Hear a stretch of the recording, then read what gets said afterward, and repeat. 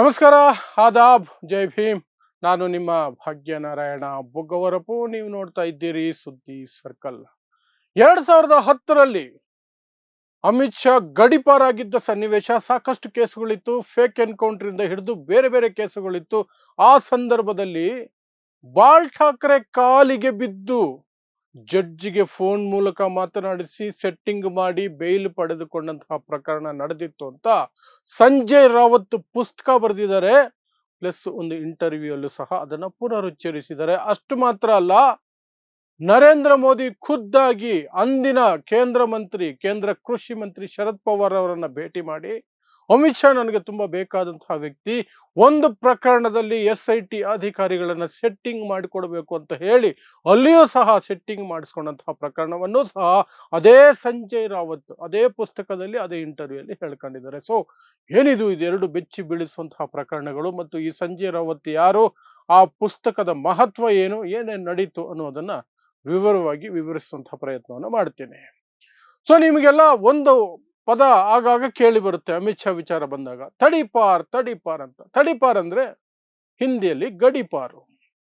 2010ರಲ್ಲಿ ಅಮಿತ್ ಶಾನ ಗಡಿಪಾರು ಮಾಡಲಾಗಿತ್ತು. ಗುಜರಾತ್ಗೆ ಕಾಲಿಡಂಗಿರ್ಲಿಲ್ಲ, ಕಾಲಿಡ ಹಾಗಿರ್ಲಿಲ್ಲ. ಅಷ್ಟೊತ್ತಿಗಾಗಲೇ MLA ಆಗಿ ಮಂತ್ರಿಯೂ ಆಗಿದ್ದಾಗಿತ್ತು. ಬಟ್ ಈ ಕೇಸುಗಳ ಕಾರಣಕ್ಕಾಗಿ ಗುಜರಾತ್ಗೆ ಹೋಗೋ ಹಾಗಿರ್ಲಿಲ್ಲ.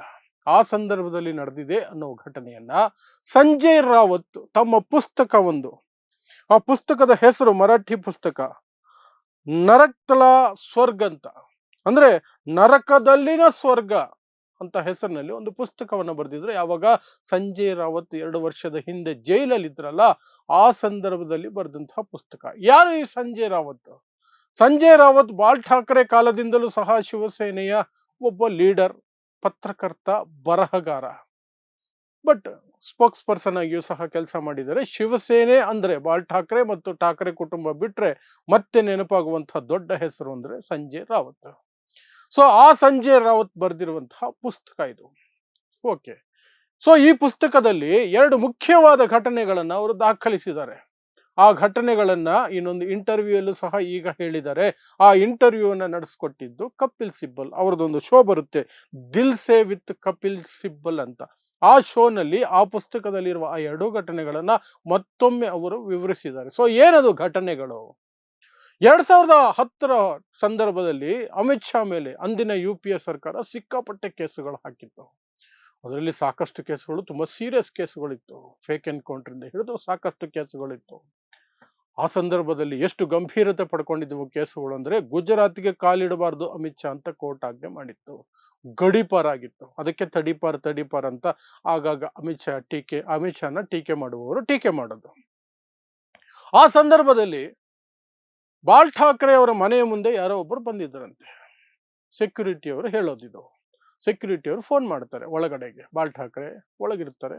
ಬಾಳ್ ಠಾಕ್ರೆಗೆ ಹೋಗಲ್ಲ, ಅವರೆಲ್ಲ ಆಗ ದೊಡ್ಡ ಲೀಡರ್ಸ್ ಆಗಿದ್ರು.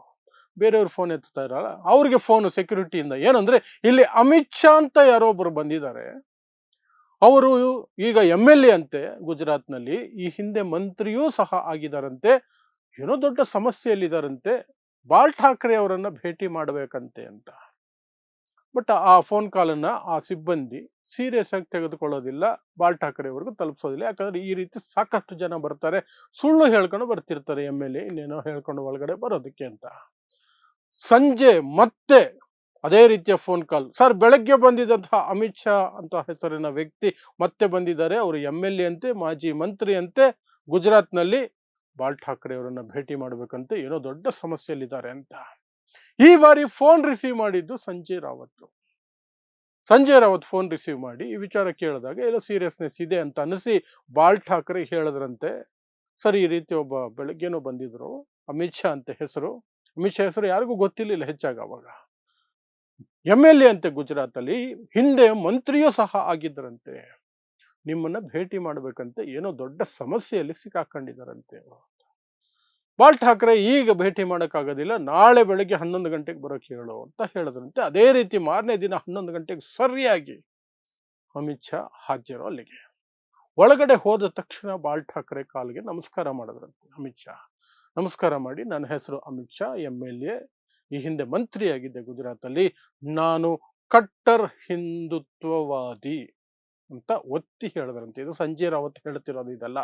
ಮತ್ತು ಅವರು ಬರ್ದಿರೋದು ಆ ಪುಸ್ತಕದಲ್ಲಿ. ನಾನು ಹೇಳಿದ್ನಲ್ಲ ಪುಸ್ತಕದ ಹೆಸರು, ಆ ಪುಸ್ತಕದಲ್ಲಿ ಬರೆದಿರುವಂತಹ ಘಟನೆ ಇದು.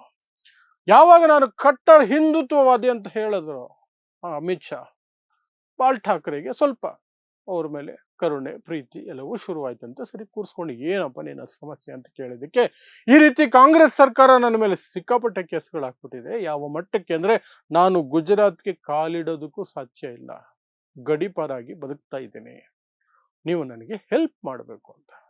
ಏನು ಹೆಲ್ಪ್ ಮಾಡಬಹುದು ನಾನು ಅಂತ ಕೇಳಿದ್ದಕ್ಕೆ, ಕೆಲವು ಕೇಸು, ಒಂದು ಮುಖ್ಯವಾದ ಕೇಸು ಗುಜರಾತ್ನಿಂದ ಮುಂಬೈಗೆ ಟ್ರಾನ್ಸ್ಫರ್ ಆಗಿದೆ. ಇಲ್ಲಿರುವಂತಹ ಕೋರ್ಟ್ ಅಲ್ಲಿ ಆ ಕೇಸ್ ನಡೀತಾ ಇದೆ. ಆ ಜಡ್ಜ್ಗೆ ನೀವು ಮಾತಾಡಿ ನನಗೆ ಬೇಲ್ ಸಿಗೋ ಹಾಗೆ ನೋಡ್ಕೋಬೇಕು ಅಂತ ಬಾಲ್ ಠಾಕ್ರೆನ ಅಮಿತ್ ಶಾ ಕೇಳ್ಕೊಂಡ್ರಂತೆ. ಅದಕ್ಕೆ ಅಮಿತ್ ಶಾ ಹೇಳಿದ್ರಂತೆ, ಅದು ಸಾಧ್ಯನಾ, ಹೇಗೆ ಜಡ್ಜ್ಗಳ ಜೊತೆಲಿ ಹೇಗೆ ಮಾತಾಡೋದು, ಏನ್ ಮಾಡೋದು ಸೆಟ್ಟಿಂಗು, ಇಲ್ಲ ನೀವು ಮಾಡಬೇಕು, ನಾನು ಕಟ್ಟರ್ ಹಿಂದುತ್ವವಾದಿ, ನೀವು ಹೆಲ್ಪ್ ಮಾಡಬೇಕು ಅಂತ. ಸರಿ ನಾನು ಯೋಚನೆ ಮಾಡ್ತೀನಿ ಅಂತ ಹೇಳಿ ಅಮಿತ್ ಶಾನ ಕಳಿಸ್ಕೊಟ್ರಂತೆ. ಆ ನಂತರ ಬಾಲ್ ಠಾಕ್ರೆ ಫೋನ್ ಮಾಡಿದ್ದು ಅವತ್ತಿನ ಬಿಜೆಪಿಯ ಬಹಳ ದೊಡ್ಡ ಲೀಡರ್ ಮನೋಹರ್ ಜೋಶಿಗೆ. ಬಾಲ್ ಠಾಕ್ರೆ ಮನೋಹರ್ ಜೋಶಿಗೆ ಫೋನ್ ಮಾಡಿ, ಇಂಥ ಜಡ್ಜು ಅವ್ರ ಮನೆಗೆ ನೀನು ಹೋಗಿ ನಿನ್ನ ಫೋನಿಂದ ಜಡ್ಜಿಗೆ ನನಗೆ ಮಾತನಾಡಿಸು. ನೋಡಿ ಏನೆಲ್ಲ ಬ್ರೈನ್ ಯೂಸ್ ಮಾಡ್ತಾರೆ ಇವರು. ನಿನ್ನ ಫೋನಿಂದ ನನಗೆ ಜಡ್ಜನ್ನ ಮಾತನಾಡಿಸು ಅಂತ. ಸೊ ಮನೋಹರ್ ಜೋಶಿ ಅಲ್ಲಿಗೆ ಹೋಗಿ ತನ್ನ ಫೋನಿಂದ ಫೋನ್ ಮಾಡಿ ಜಡ್ಜ್ಗೆ ಕೊಟ್ಟು, ಜಡ್ಜ್ ಕೈಲಿ ಬಾಲ್ ಠಾಕ್ರೆಗೆ ಮಾತಾಡಿಸಿದಾಗ, ಆ ಸಂದರ್ಭದಲ್ಲಿ ಸಂಜಯ್ ರಾವತ್ ಅಲ್ಲೇ ಕೂತಿದ್ರಂತೆ. ಹಾಗಾಗಿ ನನಗೆ ಪಕ್ಕಾ ಗೊತ್ತು ಏನಾಯ್ತು ಅಂತ. ಸೊ ಬಾಲ್ ಠಾಕ್ರೆ ಹೇಳಿದ್ರಂತೆ, ಈ ರೀತಿ ನಮಗೆ ಬೇಕಾದ ವ್ಯಕ್ತಿ ಅಮಿತ್ ಶಾ ಅಂತ, ಕೇಸ್ ನಿಮ್ಮ ಮುಂದೆನೇ ಇದೆ, ನೋಡಿ ಅವರಿಗೆ ಹೆಲ್ಪ್ ಮಾಡಿ ಅಂತಂದ್ರಂತೆ. ಅದಕ್ಕೆ ಆ ಕಡೆಯಿಂದ ಜಡ್ಜ್ ಹೇಳಿರೋದು, ಇದು ಸಂಜಯ್ ರಾವತ್ ಹೇಳ್ತಿರುವಂತಹದ್ದು ಮತ್ತು ಬರ್ದಿರುವಂತದ್ದು, ಈ ಕೇಸಲ್ಲಿ ಇದು ಇಬ್ರು ದ್ವಿಸದಸ್ಯ ಪೀಠ, ಇದು ಇಬ್ರು ಜಡ್ಜ್ಗಳಿರುವಂತಹ ಬೆಂಚು, ನಾನೇನೋ ಓಕೆ ಮಾಡಬಹುದೇನೋ, ಇನ್ನೊಬ್ಬ ಜಡ್ಜ್ ಇದಾನಲ್ಲ ಆ ವ್ಯಕ್ತಿ ಮುಸ್ಲಿಂ ಅಂದ್ರಂತೆ ಆ ಜಡ್ಜು. ಅದಕ್ಕೆ ಬಾಲ್ ಠಾಕ್ರೆ ಹೇಳದ್ರಂತೆ, ಅವರು ಮುಸ್ಲಿಂ ಆದ್ರೆ ಏನು, ಸೋ ವಾಟ್, ನೀನು ಹಿಂದೂ ತಾನೇ, ನೀನು ಹೆಲ್ಪ್ ಮಾಡು ಅಂತ ಹೇಳಿ ಆ ಸೆಟ್ಟಿಂಗ್ ಮಾಡಿಕೊಟ್ರು ಅಂತ ಸಂಜಯ್ ರಾವತ್ ತಮ್ಮ ಪುಸ್ತಕವಾದಂತಹ ನರಕತಲ ಸ್ವರ್ಗ ಅನ್ನುವಂತಹ ಪುಸ್ತಕದಲ್ಲಿ, ನರಕದಲ್ಲಿನ ಸ್ವರ್ಗ ಅಂತ ಜೈಲಲ್ಲಿ ಕೂತು ಬರೆದಿದ್ದು ಆ ಘಟನೆಯನ್ನು ವಿವರಿಸ್ತಾರೆ. ಅದೇ ರೀತಿ ಇನ್ನೊಂದು ಘಟನೆ, UPA ಸರ್ಕಾರದ ಅವಧಿನೇ ಆಗ ಕೇಂದ್ರದಲ್ಲಿ ಕೃಷಿ ಮಂತ್ರಿಯಾಗಿದ್ದಂತಹ ಶರದ್ ಪವಾರ್ ಮತ್ತು ಗುಜರಾತ್ನ ಮುಖ್ಯಮಂತ್ರಿಯಾಗಿದ್ದಂತಹ ನರೇಂದ್ರ ಮೋದಿಗೆ ಗಾಢ ಸ್ನೇಹ ಇತ್ತು. ಆ ಸಂದರ್ಭದಲ್ಲಿ ನರೇಂದ್ರ ಮೋದಿ ಶರದ್ ಪವಾರನ್ನ ಭೇಟಿ ಮಾಡಿ ಒಂದು ರಿಕ್ವೆಸ್ಟ್ ಅನ್ನ ಹಾಕಿದರಂತೆ, ನನಗೆ ತುಂಬಾ ಬೇಕಾದ ವ್ಯಕ್ತಿ ಅಮಿತ್ ಶಾ, ತುಂಬಾ ಬೇಕಾದ ವ್ಯಕ್ತಿ, ಆತನ ವಿರುದ್ಧ ಒಂದು ತನಿಖೆಯಲ್ಲಿ SIT ಅಲ್ಲಿ ಇದೆ ಅದು, ಅದರಲ್ಲಿ ಎಲ್ಲಾ ಅಧಿಕಾರಿಗಳನ್ನು ಸೆಟ್ಟಿಂಗ್ ಮಾಡಿದೀವಿ, ಒಬ್ಬ ಅಧಿಕಾರಿ ಬಗ್ತಾ ಇಲ್ಲ, ನೀವೇನಾದ್ರೂ ಮಾಡಬೇಕು ಅಂತ. ಶರದ್ ಪವಾರ್ ಹೆಂಗಾಗುತ್ತೆ ಅದು, ಇಲ್ಲ ಇಲ್ಲ ನೀವು ಮಾಡಬೇಕು, ನನಗೆ ತುಂಬಾ ಬೇಕಾದ ವ್ಯಕ್ತಿ ಅಮಿತ್ ಶಾ ಅಂತ ಹೇಳಿದ್ದಕ್ಕೆ ಶರದ್ ಪವಾರ್ ಆ ಸೆಟ್ಟಿಂಗ್ ಅನ್ನ ಮಾಡಿ ಕೊಟ್ರಂತೆ. UPA ಸರ್ಕಾರನೇ ಕೇಸ್ ಹಾಕಿರೋದು, UPA ಸರ್ಕಾರದ ಮಂತ್ರಿ ಬಳಿನೇ ಬಂದು ನರೇಂದ್ರ ಮೋದಿ ಸ್ವತಃ ಮಾತಾಡಿ ಅಲ್ಲೂ ಸೆಟ್ಟಿಂಗು. ಸೊ ಈ ಎರಡು ಘಟನೆಗಳನ್ನ ನಾನು ಯಾಕೆ ದಾಖಲಿಸಿದ್ದೀನಿ ಅಂತ ಸಂಜಯ್ ರಾವತ್ ವಿವರಿಸ್ತಾರೆ ಆ ನಂತರ ಇದರಲ್ಲಿ. ಯಾಕೆ ಅಂದ್ರೆ, ಯಾವ ಬಾಲ್ ಠಾಕ್ರೆ ಬೇಲ್ ಕೊಡಿಸೋದಕ್ಕೆ ಅಷ್ಟು ರಿಸ್ಕ್ ತಗೊಂಡು ಜಡ್ಜ್ಗೆ ಮಾತಾಡಿ ಸೆಟ್ಟಿಂಗ್ ಮಾಡಿಕೊಟ್ರು, ಅಂಥ ಬಾಲ್ ಠಾಕ್ರೆ ಕುಟುಂಬದ ಪಕ್ಷವನ್ನ ತುಂಡರಿಸಿದ್ದು ಇದೇ ಅಮಿತ್ ಶಾ, ಇದೇ ನರೇಂದ್ರ ಮೋದಿ. ಇವರ ನಿಯತ್ತು ನೋಡಿ ಹೇಗಿದೆ ಅಂತ. ಅದೇ ರೀತಿ ಯಾವ ಶರದ್ ಪವಾರ್ ರಿಸ್ಕ್ ತಗೊಂಡು ಅವರದೇ ಸರ್ಕಾರ ಹಾಕಿದ ಕೇಸು SIT ಅಲ್ಲಿ ಹೆಲ್ಪ್ ಮಾಡಿಕೊಟ್ರು ಅಮಿತ್ ಶಾಗೆ, ಆ ಶರದ್ ಪವಾರ್ ಪಾರ್ಟಿಯನ್ನು ಸಹ ತುಂಡು ಮಾಡಿದ್ರು. ನೋಡಿ ಇವರೆಂಥ ಕ್ರೂರಿಗಳು, ಎಂಥ ದ್ರೋಹಿಗಳು ಅಂತ ಸಂಜಯ್ ರಾವತ್ ಈ ಎರಡೂ ಘಟನೆಗಳನ್ನ ತಮ್ಮ ಪುಸ್ತಕದಲ್ಲಿ ವಿವರಿಸಿದ್ದಾರೆ. ನಾನು ಹೇಳ್ದಂಗೆ ದಿಲ್ ಸೇ ವಿತ್ ಕಪಿಲ್ ಸಿಬ್ಬಲ್ ಅನ್ನುವಂತಹ ಈ ಶೋನಲ್ಲಿಯೂ ಸಹ ಅವರು ತಮ್ಮ ಮಾತುಗಳ ಮೂಲಕನೇ ಅದನ್ನ ದಾಖಲಿಸಿದ್ದಾರೆ.